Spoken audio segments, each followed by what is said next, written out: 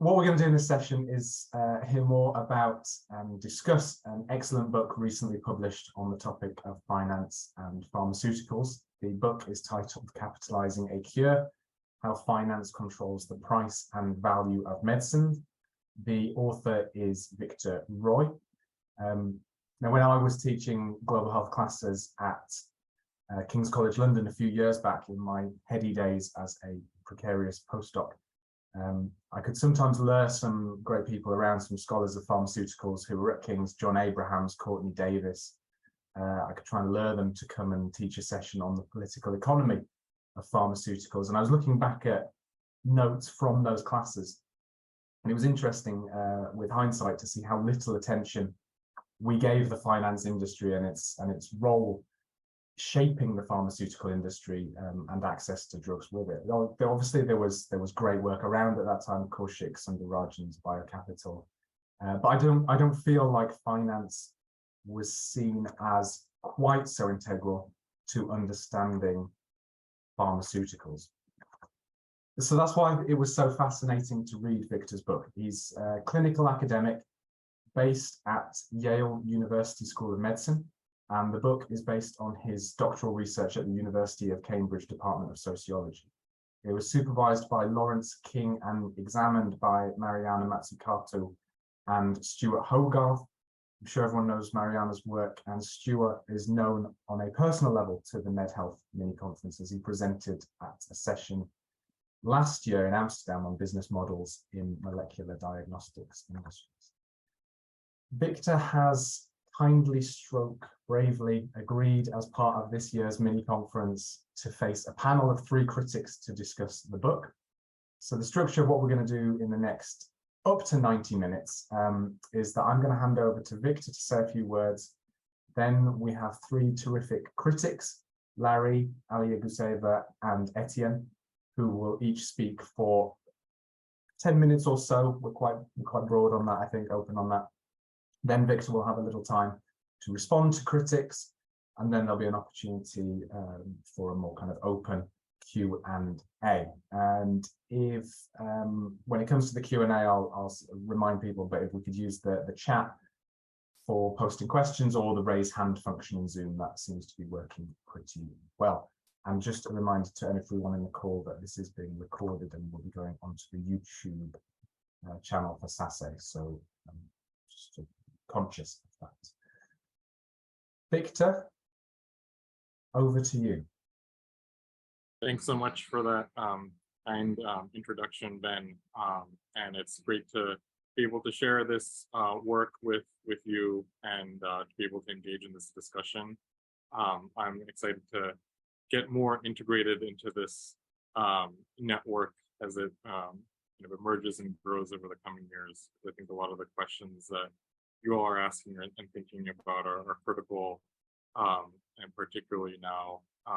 And so what I'll do is, I'll try and keep my comments brief. I just had about 5 to 6 minutes of some kind of framing thoughts just to share about the book. Mainly, I wanted to focus on 2 things. One was just kind of the driving motivation behind how I came to this topic, because I think sometimes that can be helpful context. And then the second piece is just kind of, many of you are more familiar than, of course, other readers would be of financialization and kind of finance, but kind of give a sense for the angle that I took with financialization in this particular case of the book. And then I'm excited to have more of a discussion and kind of think through some of the debates in STS and political economy and medical and economic sociology that this book might engage with or already does. So the first piece, just in terms of the motivation behind the book and the genesis of the idea. So as Ben said, this was part of my doctoral work. And at the beginning, this was like in 2013 when I was starting in Cambridge, I encountered this controversy around these curative sofosbuvir-based medicines for hepatitis A, which is a viral infectious disease that impacts the liver and can lead to death over time and impacts about 70 million people worldwide.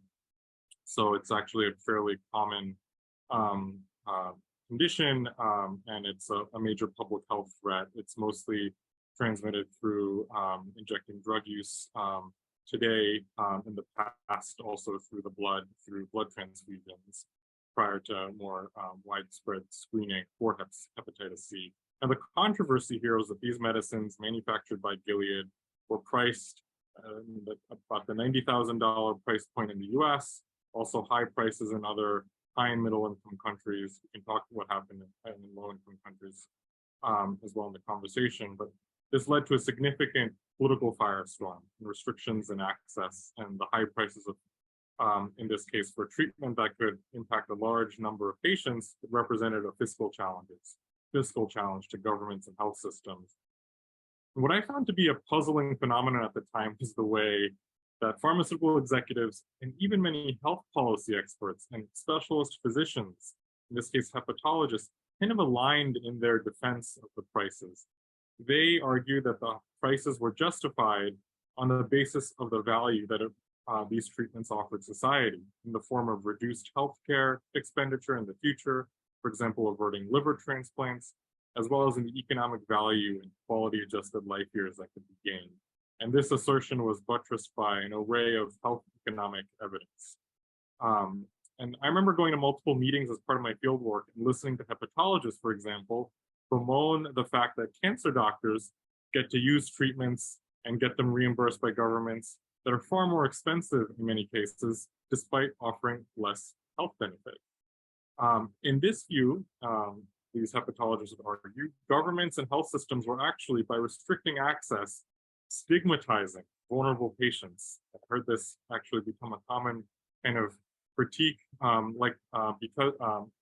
the stigma in this case came from the failure of health systems to value the lives of vulnerable patients like those with hepatitis C by failing to pay up for the medicines at their given price points. Now, this kind of moral economic logic and the implications it might have for public health and many of my own patients as a practicing doctor, it pushed me to kind of pursue the question at the heart of the book, which is what forces were driving this configuration of pricing and value, in which new treatments are priced into the tens or hundreds of thousands, now into the millions, with new gene therapies, with their pricing justified on the basis of kind of this purported, abstracted future value to society. And so this is the second point that I make in this introductory kind of part is the primary argument of the book is that to understand this kind of pricing and valuation of new treatments, we need to contend with this process of financialization. And many of you are familiar and have some expertise in this literature. It's a foreign concept in a lot of health policy circles. And so to level set, one easy way of understanding financialization in the space of pharmaceuticals is kind of by contrast. Contrary to the kind of idealized image of the textbook fame of kind of an integrated company that takes on R&D risk, in which the prices of the medicine can then be tied to some kind of concrete, quantifiable R&D investment that are recouped via patent protections. A financialized version, the kind that I describe of biomedical innovation, involves kind of a chain of speculative financial actors in which investors, traders, firms all bet on patents as a kind of financial asset, and in turn try to accumulate capital in time horizons far shorter than the total time it takes, often a decade or longer, for a medicine to come into being, to be able to be used. So the story of these hep C treatments is a familiar one to students of contemporary capitalism.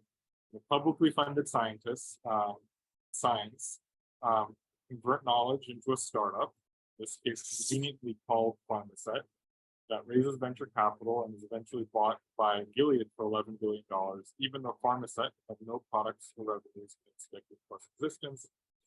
Gilead focuses on the late stage kind of regulatory approval, getting the drug across the finish line before setting their prices. And this arrangement mobilized significant public and private capital behind hepatitis C science and technology. But a key contention of this book is that the process also tethered pricing and evaluation of these hepatitis C medicines to pretty extractive financial markets, rather than oftentimes considerations of access and public health. Just to look back now, it's been 10 years. I was doing the numbers the other day. Gilead has made $66 billion in revenue off of their sofosbuvir-based treatments. And they've spent over 30 billion of that buying their own shares. Meanwhile, in the US, there are still over 2 million people that have yet to get that are diagnosed with hepatitis C. And the country has failed to launch a public health program a decade later, in part because of the prices, even with price reductions, are still quite high. This political economy did not develop naturally, but due to a historically situated set of shifts in contemporary capitalism and biomedicine, ones that we can understand through this case, and my chapters titled Capitalizing Science, Capitalizing Drugs, and Capitalizing Health try and get at this and encapsulate these processes. And I'm excited to kind of engage more in the specific events examples that are in those chapters. And so I'll just end here with a final thought, which is, I think the kind of sociological work that we do, and by that I mean historically grounded ones that account for relationships between different actors and around power, and I think militate against some of the dominance of other disciplines, at least certain versions of health economics and clinical medicine, that as a physician I fear are naturalizing certain ways of pricing and valuing our most important medical advances. And even more so, trying to develop a kind of common sense in which high prices are not just inevitable, but even framed as desirable. We see this actually with new sickle cell treatments about to be launched in the next year, for example, estimated to be over 2 million per treatment in the US, they'll be quite high across Europe, and where pharmaceutical companies, health policy experts, and even many hematologists are already positioning this price point as an opportunity. As one physician put it, to repay a debt to Black Americans for their prior mistreatment by the healthcare system. Yet such conceptions raise contested and vital questions that I suspect many of us are uniquely equipped to try and engage on. I think are really important. So this book is just one beginning attempt at trying to take on some of these questions, and I'm excited to hear from all of you. Thank you very much, Victor.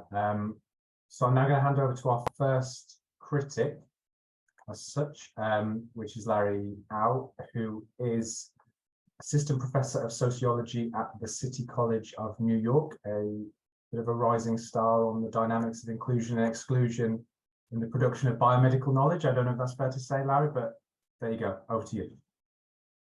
Yeah, thank you so much. First off, wanted to thank Ben for moderating, Victor for sharing your work. The book is wonderful. It's also open access. I think Victor should mention that. So it's available online.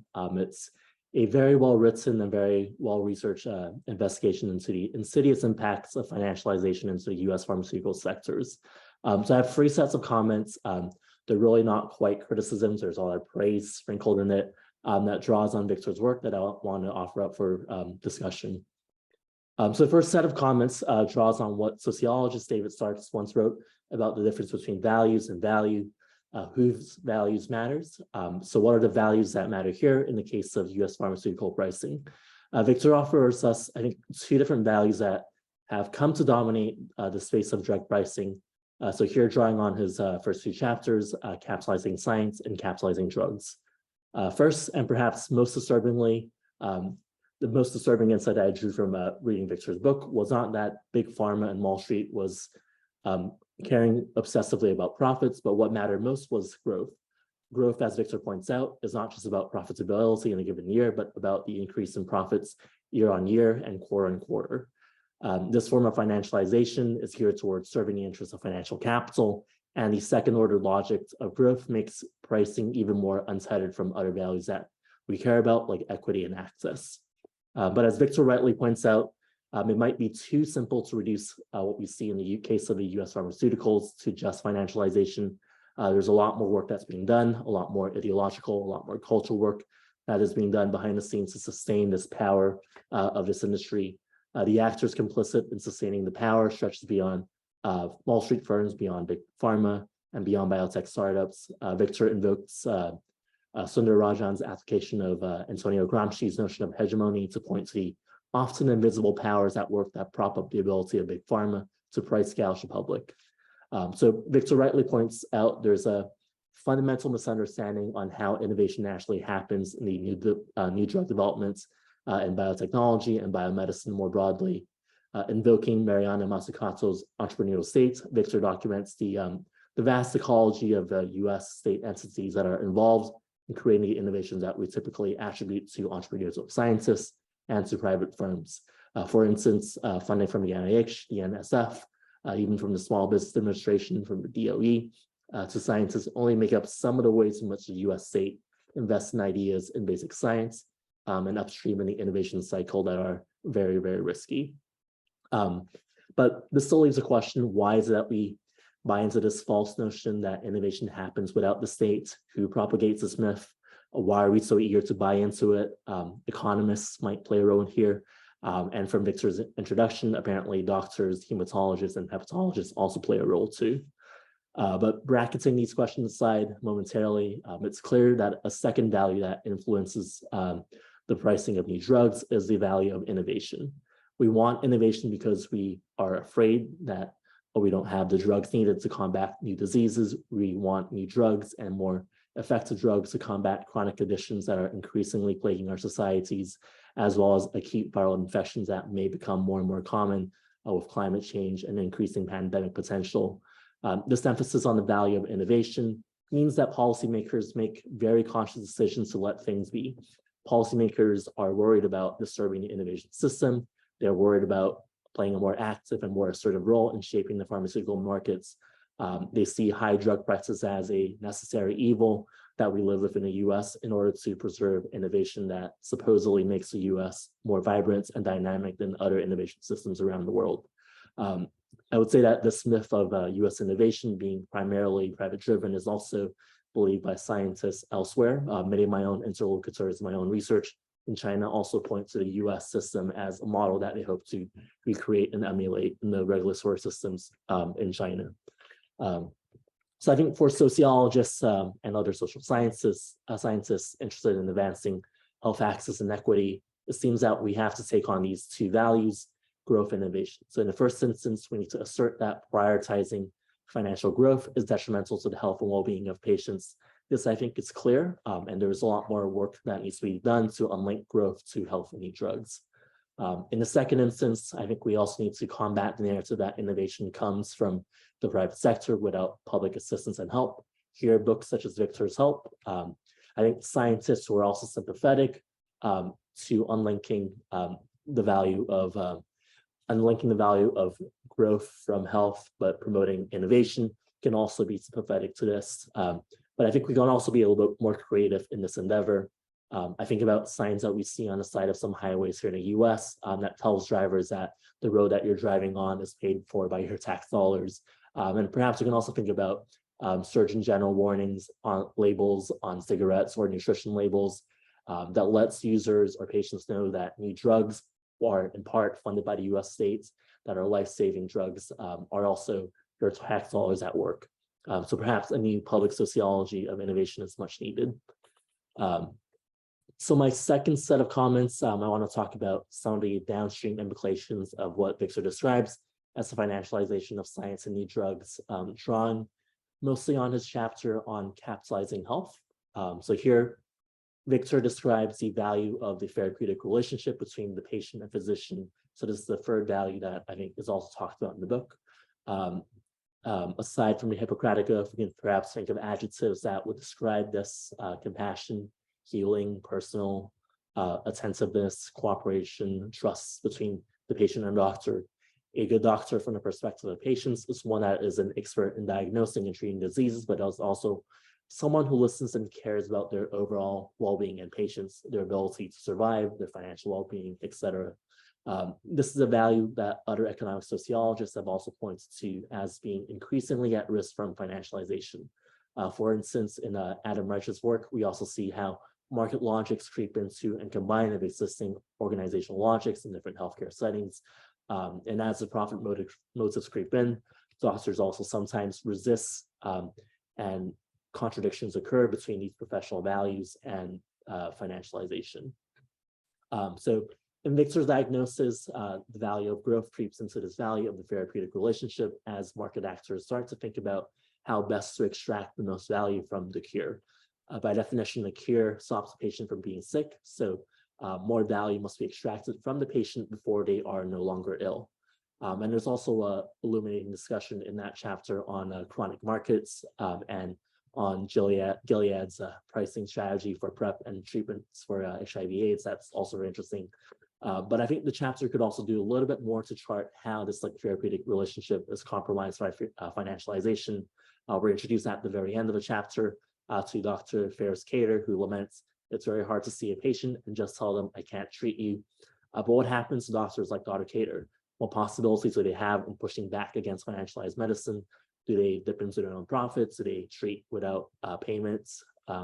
What happens to them? What happens to their patients? And what happens to their trust in medicine and to the system overall? Here I also offer a recent New York Times article from June 2023 titled The Moral Crisis of America's Doctors by sociologist and journalist Yale Press. They capture this predicament of medical professionals, I think, pretty well, and how they resist perhaps and are responding to financialization and corporatization of healthcare.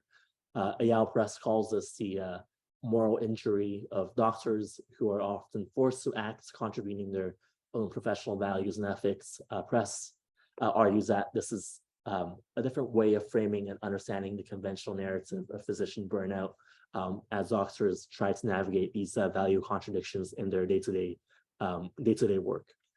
So again, thinking about how these conflicts and values in medicine, I think these perspectives on how patients and physicians resist at a very ground level these forces of financialization could be very generative for sociology in the future.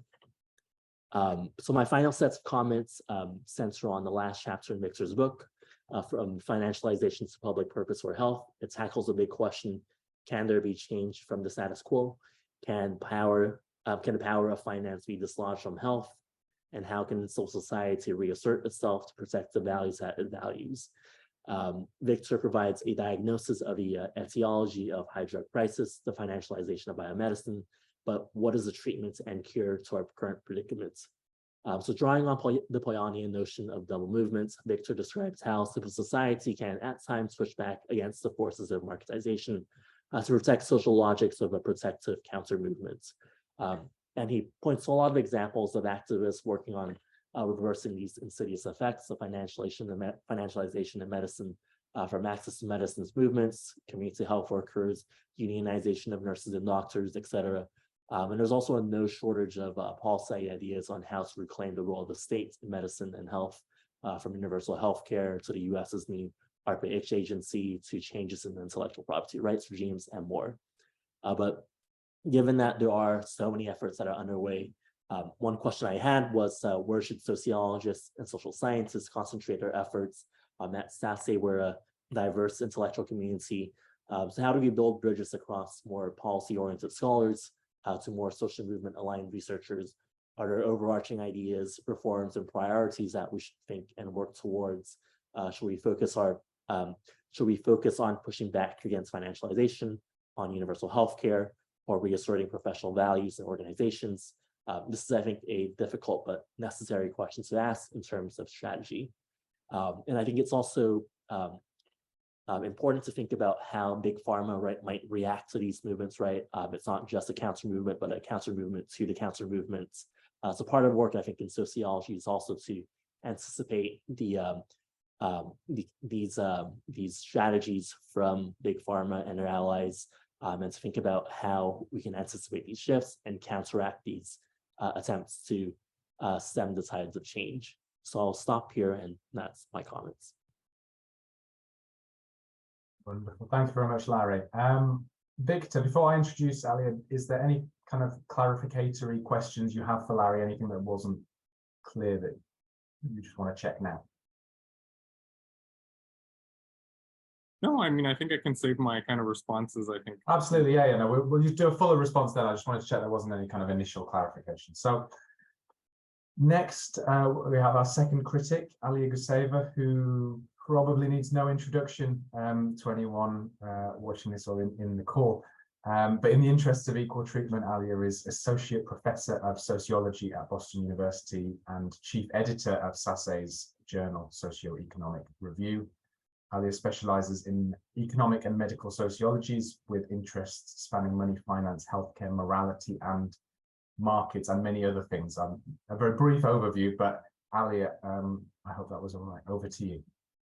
Thank you, Ben, and thank you, Victor, for writing a book, and thank you for organizing a panel. I have to say that I loved the book. It was such a great read, and I hope that more people will read it. We don't, I wasn't going to say much about the book, but I do feel compelled nevertheless. Victor, you're quite a storyteller. This was a very engrossing read, but also I have to say a frustrating one, in a sense that my students in sociology class, sociology of healthcare class, often say, while taking my course, how frustrating it is to learn about all the ills of the healthcare system. And that's because, as health journalist Shannon Brownlee, I don't know how many of you know her, she's great, said in one of the documentaries on the US healthcare system that I show often in class, she said, we're in the grips of a powerful industry and it doesn't want to stop making money. So that's sort of the overall kind of diagnosis of what we're dealing with. So, this is one of those books, and that's sort of to the audience, that is so comprehensive at its in-depth clinical approach to running all the tests and diagnosing the problem and offering possible interventions. And it leaves actually very few or no gaps for the critics to pry. So several times when I was reading it, I was jolting down a question or two, like, aha, how about this? Only for it to be replied in the next pages or the next chapter. So my comments are hardly critical. I think Larry's point was, that kind as well, more like an invitation to talk about some of the most interesting ideas.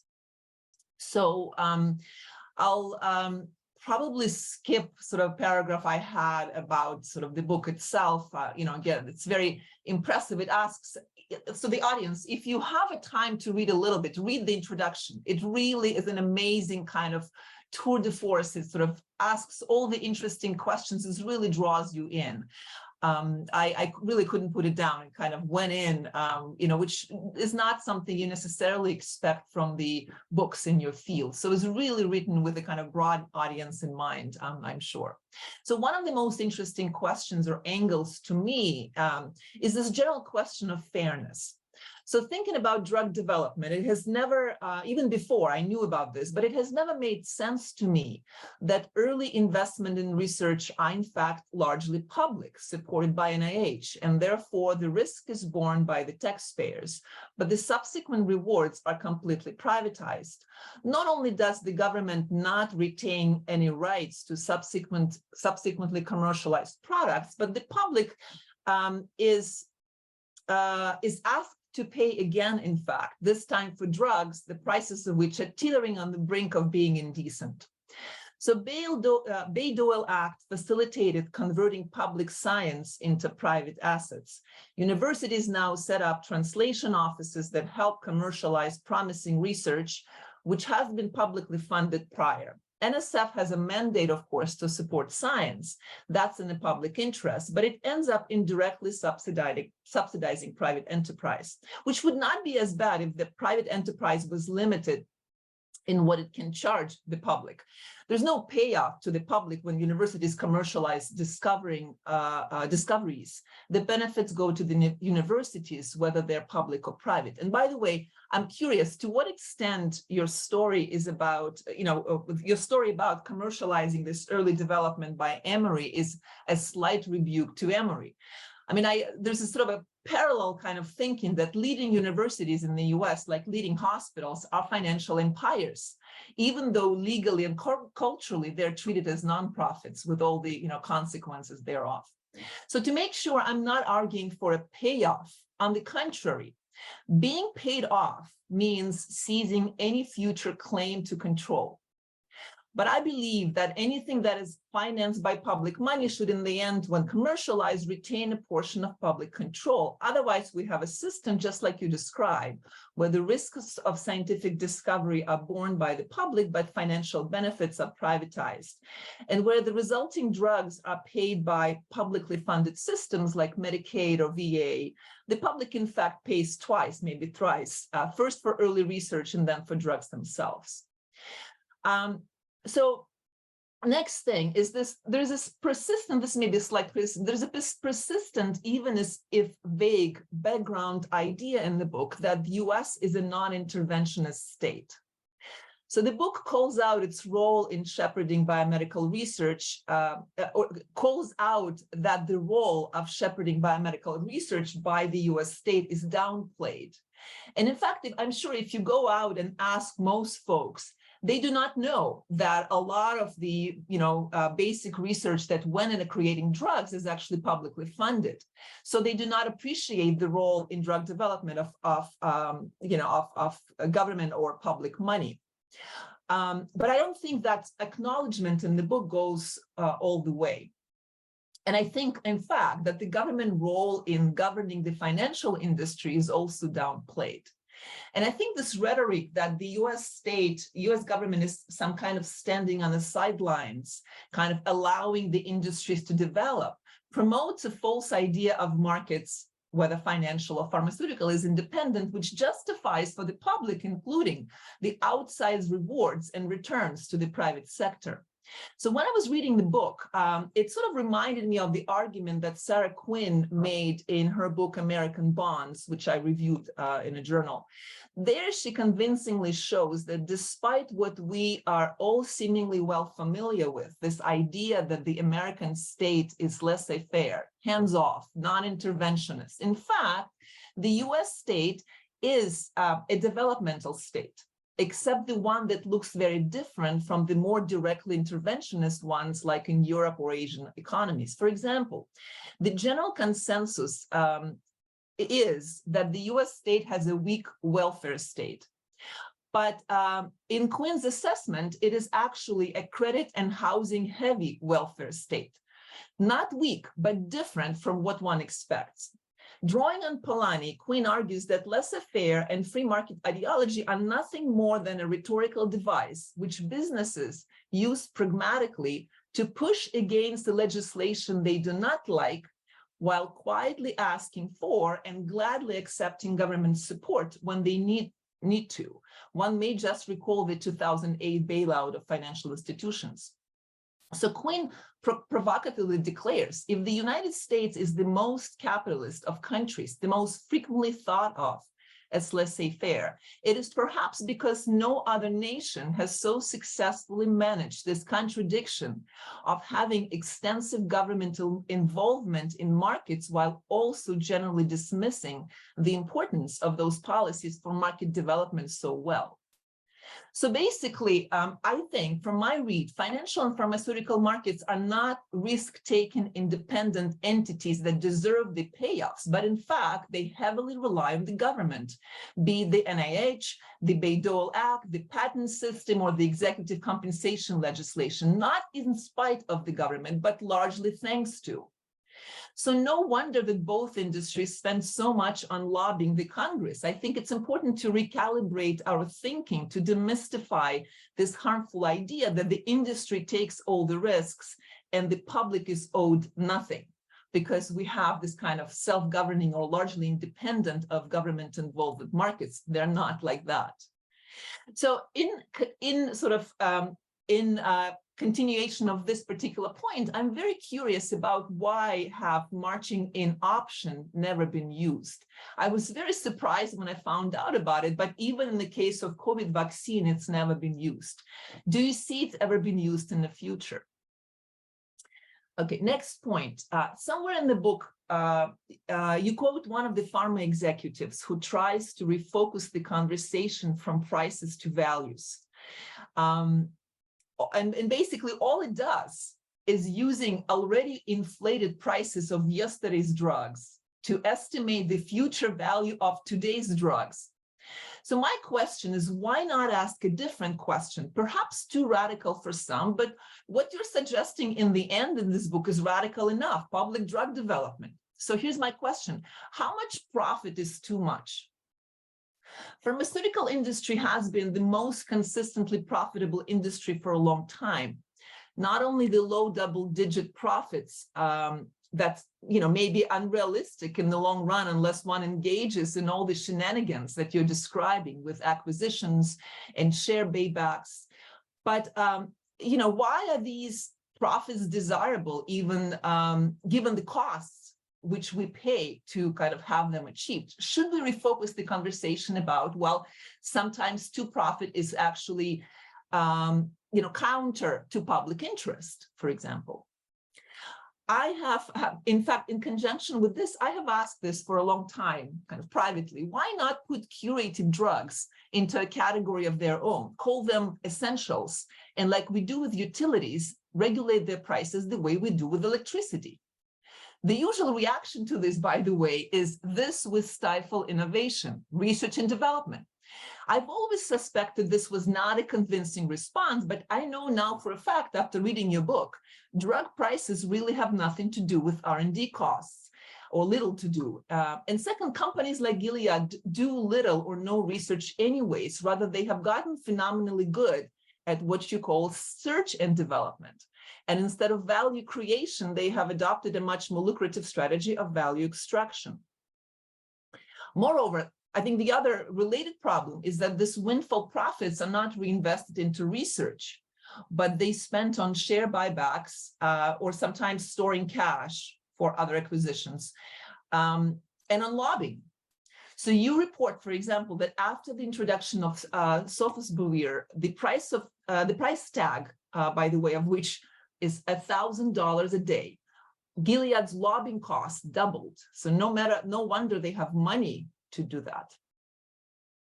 Next point, it's very clear to me that US patent law is ill-fitted to the social or collective nature of innovation process, or maybe even to the spirit of innovation, because the way it's used stifles innovation by letting some actors hoard promising ideas on the one hand, and by incentivizing meaningless innovation on the other, such as Me Too drugs that simply extend the life of patents for brand name drugs to shield them from generic competition. Next, you raise and quickly dismiss the argument that the broad swath of American, at least public, benefits from this financialized system of drug development, as most of us here have our retirement savings invested on Wall Street.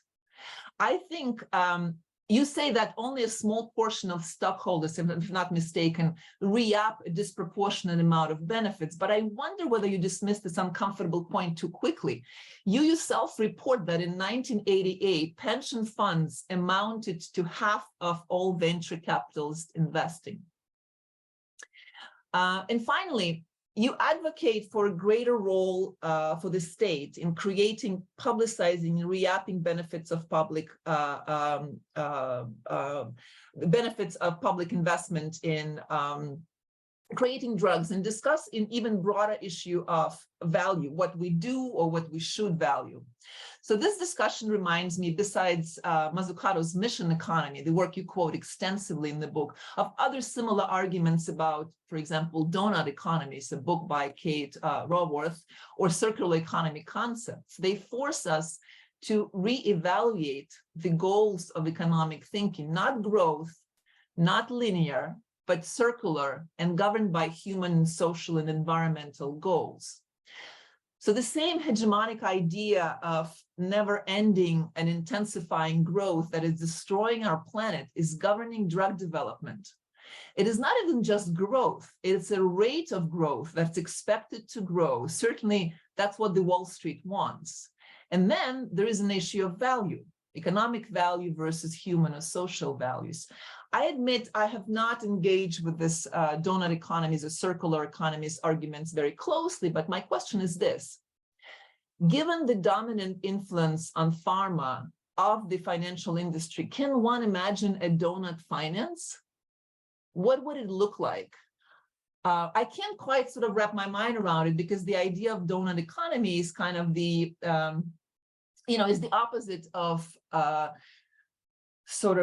disposable kind of production, where reusing and recycling is kind of built into the economic cycle. I can't think of what a donut type economy or the finance would look like in the same way. And so, given that you spent, last substantive chapter discussing what you offer as an option to get us out of this mess, which is a public investment in drug development all the way through, do you see any possibility of change in terms of reshaping the private drug development as it is now, which with its heavy emphasis on finance? Or do you see that sort of argument about public development of a public investment or development of drugs in a parallel fashion to what we have now is just more realistic, and we should kind of let the private development of drug aside, hoping that it will be forced to compete with kind of better and less expensive drug development that hopefully will happen in the public realm? I think I'll stop here. I have lots of other ideas. For example, in response to what you said, Victor, in your own presentation about this completely insane idea of actually people financializing their health by paying in installments for the drugs that are unaffordable to pay today. It's sort of, I don't have very articulated thoughts on that. Maybe we can pick it up in Q&A, but this whole idea of the future looms really large in this story, because finance is all about betting on the future, right? And of course, the valuing health is all about this kind of future imageries, right? But at the same time, the prices of drugs as they are, especially with this recommendation or this possible idea of kind of mortgaging our future as a way to have the drugs affordable today, it's really like cannibalizing the future in ways that sort of kind of go beyond more moral and decent and sort of acceptable, I think. And I think you mentioned that even the authors of this proposal agree that that would not be, that there are many other proposals on the table that probably would be more appealing. I'll leave it at that. Thank you again, Victor, for writing such a great book that opens up so many different interesting questions. Wonderful. Thank you, Alya. Victor, was there any specific kind of clarificatory points you wanted to ask, or can we move on to Etienne? No, just thank you for sharing all of those, and I'm digesting and excited to talk about. Okay, so next up is our third critic, in inverted commas, Etienne Nouguez, who is assistant professor at SciencesPo, a brilliant scholar of sociology of healthcare organizations and markets, working broadly on how health value is institutionalized in political and market organizations. Etienne. Thank you very much, Benjamin. I have the difficult task to be the third to speak, and many of my reactions were the same as Alya and Larry. So I will read my text, and I apologize if I say things that were already said, but it will be easier for me. Before I begin my discussion, I'd like to complement what Benjamin just said, so that you know where I'm speaking from.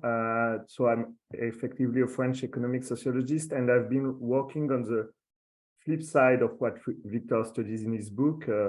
That means the French generic drug market. And more recently, I'm interested in the emergence of European microbiota markets at the boundaries of drugs, medical devices, dietary supplements, and foodstuff.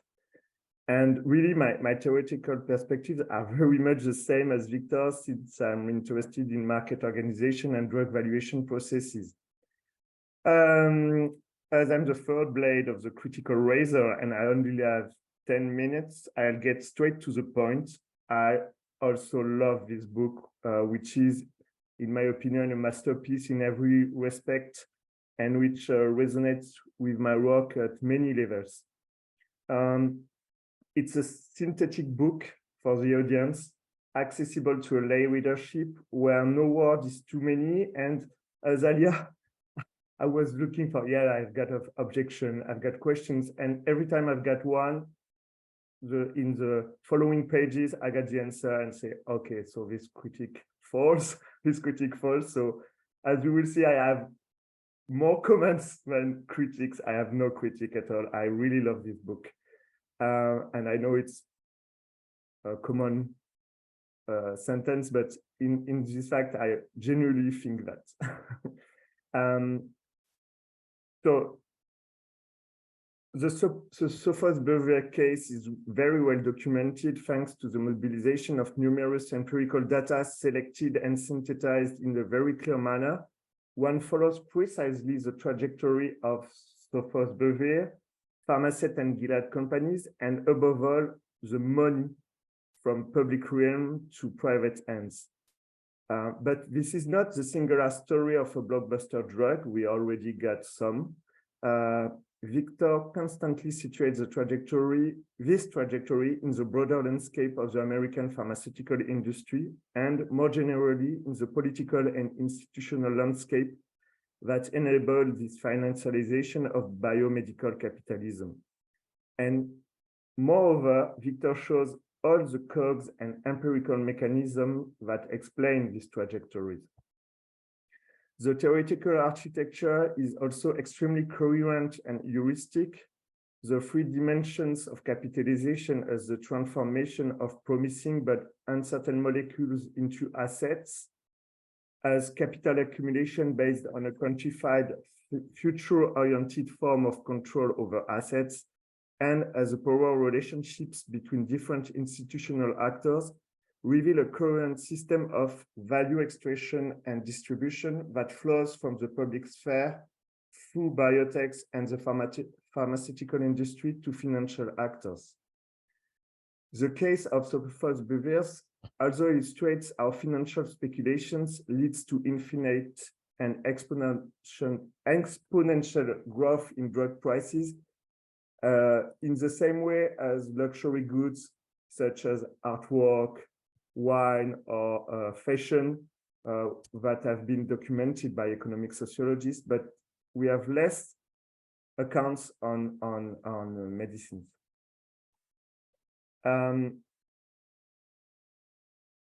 Finally, the last chapter draws on the findings of this case study and the literature to propose a series of reforms that could be carried out to curb this exponential dynamic and its perverse effects. And there are two main perverse effects that are described: the exorbitant private appropriation of the fruits of public research and public finances, and the rationing of access to treatments. In particular, it is proposed to re-socialize or re-orchestrate, to use Polanyi's terminology, therapeutic innovation through constant and collective state intervention in R&D, drug production, and distribution. So, as I said, I have no fundamental criticism to make of this book, which has everything to become an instant classic for sociologists and political economists working on medicines. It is, at least for me. But like any good scholar, and moreover a French scholar, I racked my brains trying to find original and insightful comments, so I hope there will be. This book pursues a very heuristic line of research, and at the same time opens up many other avenues of investigation that I like to develop here.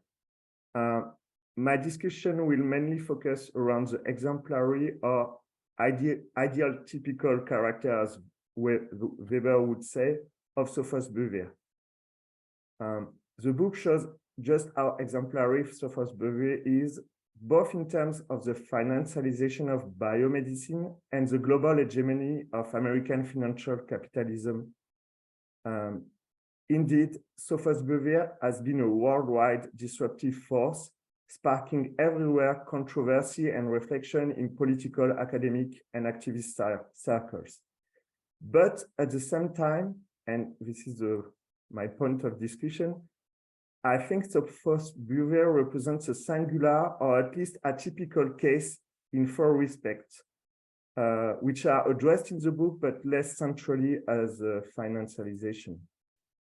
My first point concerns the question of Sophos behavior therapeutic value.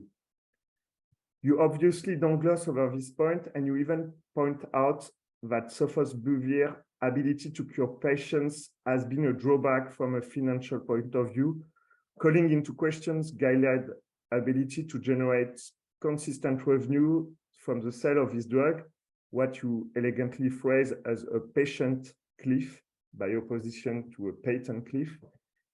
But I think you're too quick to gloss over Gilead's demonstration of the therapeutic value of its product and hence its relations with drug agencies, particularly the FDA, insurance companies, and patients. I'm not a specialist of how Sophos behavior was valued in France, but I think this value varies according to the stage of the disease, and that a differential assessment mechanism has been proposed by a French pricing committee, state committee, according to the different therapeutic value of Sophos behavior according to indication, to condition. But more generally, Sophos behavior is a rather special case in that its therapeutic value is obvious. It would have been interesting to hear about the ability of other players to negotiate products, and especially the companies that produce interferon, which you shows have many side effects, and the efficacy I'm not sure, but is not as good as the one of Sophos behavior. How they negotiated prices, and how they proved their therapeutic added value, which is less obvious than in the case of Sophos behavior. This goes back to one of your arguments, which is that the financialization of biomedicine is detrimental to the discovery of drugs that cure. I agree with this point, but it seems to me that other institutional players have an interest in supporting this kind of radical innovation, and that the competitive forces within the market can lead companies in this direction, even if it's financially detrimental, as it seemed to have been the case with Sophos behavior. To enter into the empirical case, they didn't put in the market the first version of Sophos behavior, which was not very good, which has a lot of problem, but they directly went to the one which is marketed, and which is, if I understood well, perfect in terms of curing. My second point concerns the question of the drug market control. You argue in your book that this is one of the key dimensions of big pharma's power, and the main reason why Pharmacet agreed to be bought out by Gilead. And I completely agree with that. You also point out that Gilead's marketing of Sophos behavior was at a speed record, and in many respects, Sophos behavior, along with COVID-19 vaccines, is one of the latest blockbusters to combine high prices with high sales volumes. Many new innovation concerns a very small sample of patients. And for example, you talk about Zolgensma. Zolgensma is for a rare disease, and it has not this ideal case of high price, high volumes. And one gets the impression that Sophos behavior is imposing himself on the world market without Gilead doing any promotional work with doctors or learned societies. And yet, as we saw with the opioid crisis in the US, this promotional work remains one of the key elements in pharmaceutical strategies to maximize value extraction, whether or not the therapeutic value of a product is high, and of public health crisis related to an excess rather than a lack of access to medicines. I know that sofosbuvir does not directly relate to this question, but I think that it is one of the main dimensions of pharmaceutical capitalism, that is, over-medicalizing wealthy northern consumers while depriving many patients from treatment in southern countries or in the poorer population in the US or in Europe. This brings me to my third point, which concerns the varieties of capitalism. You show very well in your book how sofosbuvir is a perfect example of the financial pharmaceutical capitalism of the North and its hegemony over the world. But in an article, French colleagues of mine, Catherine Bourguin, Maurice Cassier, Jean-Paul Gaudière, and Pierre-André Juven, have highlighted the extent to which this blockbuster capitalism in the North coexists with copycat capitalisms in the South, not to mention traditional medicines and alternative medicines, which are almost more or as much distributed in the world as this innovation you're talking about. And in this respect, during the COVID-19 pandemic, the Western media focused on the development of Pfizer-BioNTech or Moderna vaccines, but we saw the development and spread of other vaccines in China, Cuba, Russia, and many other countries. We can discuss the comparative therapeutic value of these treatments, but my point is more to insist on the existence of alternatives to the sofosbuvir model, which, while they lead to less value extractions than these innovations, nonetheless occupy market shares that are often very substantial. In another vein, my colleague Cyril Benoit and I have analyzed the way in which drug prices are set in France by a state committee, and we showed how the committee was less involved in setting prices than in allocating budgets to manufacturers, which in a context of budget constraints led to a bipolar pricing architecture in which the high prices of innovations such as sofosbuvir were more or less offset by price cuts on other drugs and generics. It is interesting to note that the arrival of sofosbuvir in France was accompanied by recurrent complaints from other pharmaceutical companies to the French government, as they feared that the revenue from sofosbuvir will be financed through savings in their own budgets or their own prices. And I think that America is quite, you show in your book that prices are getting constantly higher for many drugs in the US. In France, it's not the case. And it's rather an equilibrium between innovation we pay at a very high price and many prices cut. But it's related to my last point, which is the place you give to countervailing powers, and in particular to governments in the development of this financial pharmaceutical capitalism. You mentioned the solutions adopted by various countries, such as Thailand, which has issued compulsory licenses for sofosbuvir, or Australia, which has taken out a Netflix subscription. I will leave you explain what is a Netflix subscription. Here again, it seems to me that the American case is partly singular because of the various deregulation measures you analyze in your book, but also, and Larry insisted on it, because of the absence of a social insurance system and a unified healthcare system. In the US, it's clear that the state is largely captured by the interests of the pharmaceutical industry and is unable or unwilling to fight against the financial capitalism it has largely helped to create. And even in countries where the state is stronger, Gilead has enjoyed an hegemonic position for some time. but it seems to me that the American case fails to show the varieties of ways in which government use drugs.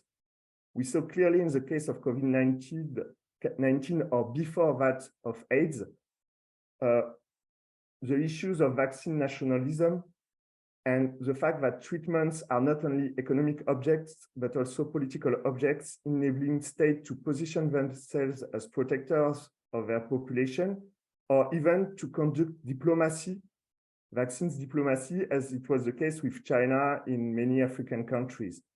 And one thing that marked me in your book is the fact that the military were at the origin of many financing for the earlier stage of the first building. And it reminded me of the military industrial complex and how what you describe can trace back to this past where the military financed research and development, and after that bought planes, tanks, and so on from the R&D. And I'm wondering if the parallel is holding with healthcare, but the fact that the veterans were so involved in the development of this drug really remind me of that case. And in this respect, the ability of manufacturer to extract financial value from the sale of medicine is in resonance and tension with the ability of states to extract political value from their development and distribution. And so the solution you propose at the end of your book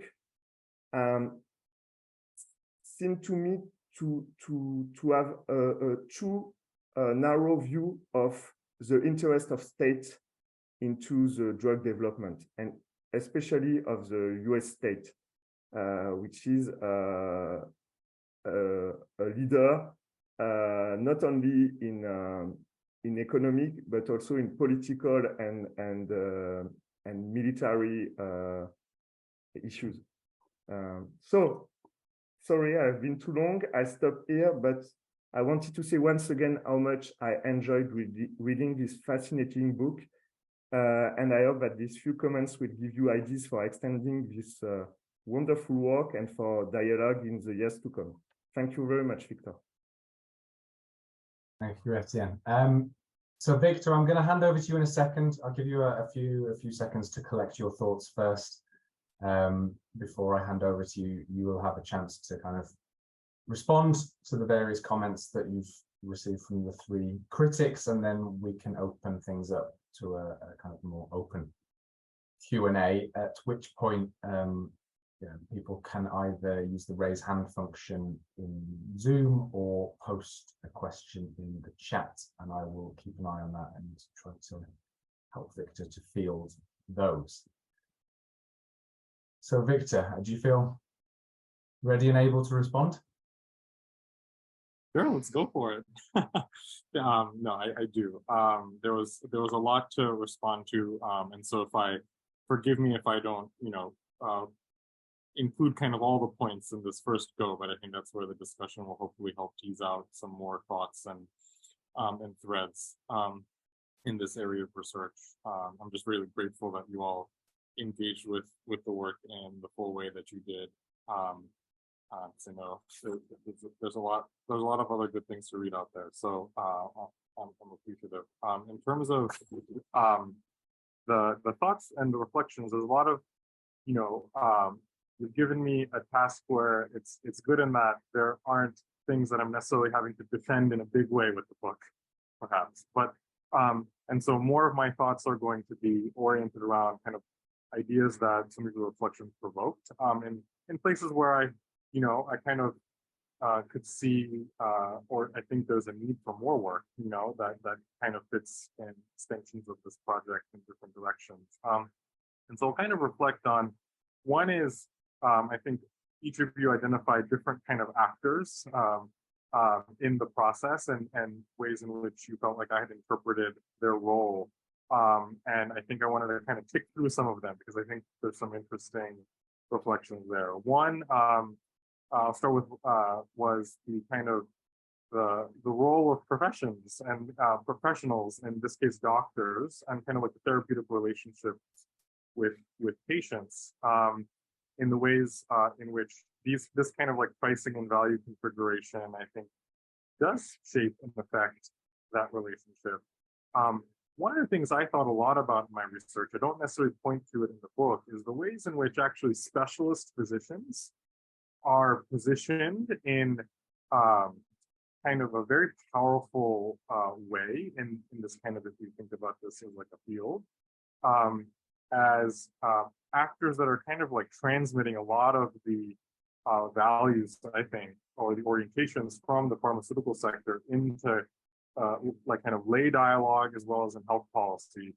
And this happens in very specific ways in which the specialists themselves are oftentimes running the clinical trials, right? And they're and who funds the clinical trials, right? It's the companies. And so when you go to these academic conferences, the specialists are the ones up in the main stage podiums representing these really exciting clinical trial results. They're getting funded by the companies. And then when they talk about it in public, you know, they're talking about their therapeutic relationship in a very particular way, which is, I've been taking care of X condition and patients with this condition for years, and we had nothing to offer them, right? And, you know, this is the way capitalism is, winner takes all, but I get this, you know, really big breakthrough that I can finally say to my patients, hey, after, you know, a decade of interferon or trying that, now we can try this breakthrough, right? And it's the same thing that's happening in sickle cell. And so it's kind of interesting to think about the role that these professionals, these specialist physicians in particular, are kind of playing in these healthcare markets because of the ways they're seeing the early stage evidence, they're involved in producing the evidence, and then they're articulating and communicating, right, to various publics. Oftentimes, it's those doctors that are brought on television, right, to talk about this new breakthrough and explain what it means. So I think it's an interesting challenge, and the way that I think other professions, and I myself, for example, am trained in family medicine. I'm a GP, I'm a generalist. And so I see the kind of other sets of challenges that come with when patients are getting bankrupted by healthcare. And I think there's a countercultural kind of professionalism that kind of is in family medicine and other kind of primary care specialties. It's a little bit different. So that was like one thought that the point about the therapeutic relationship brought up for me. I think to the point about universities, you know, I don't make enough, you know, I probably don't go as far as I could in terms of talking about Emory, but I think ultimately these universities and their, you know, literally their office is called technology transfer offices, right? Like the word, you know, or the phrase technology transfer is a very evocative, and in this case, in many of these instances, very clear in terms of what's happening, right? I think it's a transfer of public control over knowledge to private actors. It's not conceived of as such, right? But there's a huge kind of conversion of knowledge into finance capital that happens right at that intersection. So there's groups like, and we'll get into more of the alternatives, but there's groups like Universities Allied for Essential Medicines, for example, which is a group of university students at many universities across the US that have been around since the AIDS movement and have made important kind of, they're kind of, this is where they sit. They try and persuade technology transfer officers to offices at universities to put in fair licensing clauses, fair pricing clauses in their contracts. You know, it hasn't necessarily always been very successful, but it's a movement worth supporting, I think, because it's an early stage process in which kind of people like us and our students can kind of have an influence actually in like some of the pragmatic circulation of knowledge and capital. And so that's kind of my reflection in terms of the role that the universities play. I mean, I think this is even more going to be the case with new kind of gene therapies that rely on CRISPR technology, which is very much publicly funded, and then is being, a lot of the work is happening at universities and trying to test out these technologies on different therapeutic spaces. the thought about, then I think pretty much everybody talked about the state and kind of how I think about the state. It's an interesting, I think the state is always like a challenging kind of conceptually and empirically to kind of look at the many faces of the state that show up in this process. There's very different versions of it. I think that this idea that, to Alya's point about kind of the state, isn't just, of course, like an investor in science and then laissez-faire, right? I think it's actually like a particular kind of like developmental state that is very involved in all aspects in its decisions and even non-decisions around how science, kind of circulates and technology develops. We saw this with the COVID-19 vaccines, in which the state took a very active role through the entire process and made decisions to also let Moderna, that enabled, I should say, right? Enabled Moderna, for example, with the COVID-19 vaccines to set certain kinds of prices, not transfer certain kinds of knowledge to low-income countries. So I think I want to chew on that a little bit more about how it can continue to think about the role of the state in this process in ways that are not just like kind of the entrepreneurial state, but there's kind of like a financializing state. And I don't know I haven't quite wrapped my head around what that concept is. And I'm sure others maybe have worked on that or have seen literatures about that would be interesting to draw on. Because I think especially in healthcare, given the huge, especially in the US, but even internationally, I think there's a huge segment of the economy that healthcare occupies, the state is very much involved and in these markets. And so thinking about how to conceptualize that part of what it does outside of just kind of the investment is something that in the science and technology is something that is needs further exploration. I think the last, set of actors that I'm kind of thinking through here, is actually the companies themselves. But the kind of the relationship between the companies and academia is something that I'm chewing on here. So Etienne, you talked about the marketing being really, obviously really important. These drugs didn't just get out into the world on their own. And it's something that I think is crucial to look at kind of how in different markets they use certain kinds of practices to be able to, drive revenue. But what I think I found really fascinating about the Hep C example, and I kind of think is going to be more and more the pattern, is the ways in which pharmacoeconomics is the new marketing, right? Like there's something about the way these companies are developing entire arms within them to do economic evaluation, and then enrolling doctors and kind of engaging health, state agencies to convince governments and health systems and physicians about the value of their therapy. That's kind of a form of marketing, and it's more insidious. It's kind of interesting because it's guised in like a certain kind of economic logic that is objective and evidence-based, and something that health policy experts will kind of jives with their the kind of like epistemological orientation of like what truth looks like, in terms of being able to evaluate value without having to question any of these underlying kind of political economy dimensions. And one of the things that struck me in doing the research is like how, and I mentioned this in the book, is how Gilead, for example, talks about the fact that on their earnings calls with Wall Street, hey, like we've got academic experts who are gonna make some of these arguments, right, around the value of these treatments, and gonna show that they're cost effective, as based on the existing high price treatments, right, that they're kind of doing as the comparison. So I think that's kind of it's an interesting intersection here, a nexus where a lot of a colleague of mine just a few weeks ago got an email from a physician who does epidemiologic research, got an email from a pharmaceutical company to have a conversation about kind of economic valuation of new treatments, and I think, and in some ways, this whole, valuation sector around some of these gene therapies, just this past week or 2 weeks ago at Yale, there was a hematologist, kind of bringing together some of these points, but a hematologist who put out a new kind of cost-effectiveness analysis that they called distributional cost-effectiveness analysis, DCEA.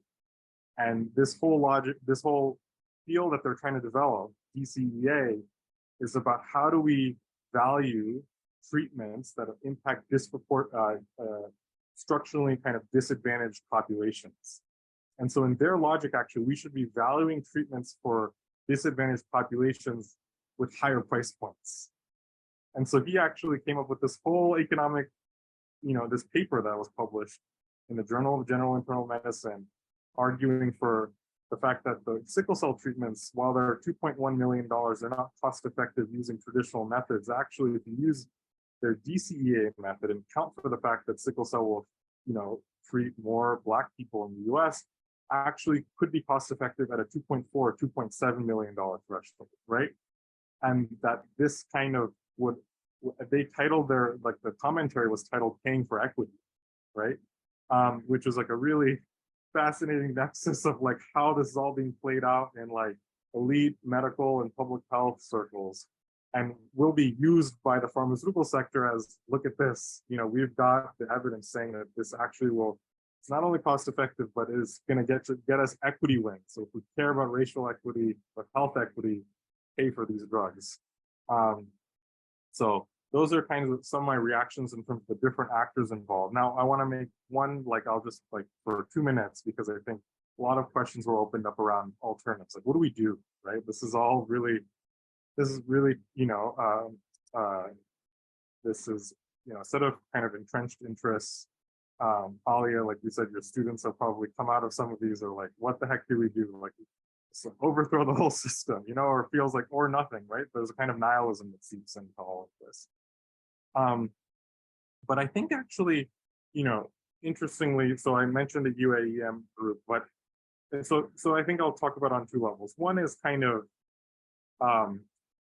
getting to like the actual pragmatic policy directions, and then maybe the question around where do we as sociologists fit into all of this, which I think I'd be curious to have a conversation about more. But I think there's kind of, and Etienne, I'd be curious about your, kind of reflection on maybe I took maybe too much of a narrow view on the role of, alternatives, and especially the role of the state in them.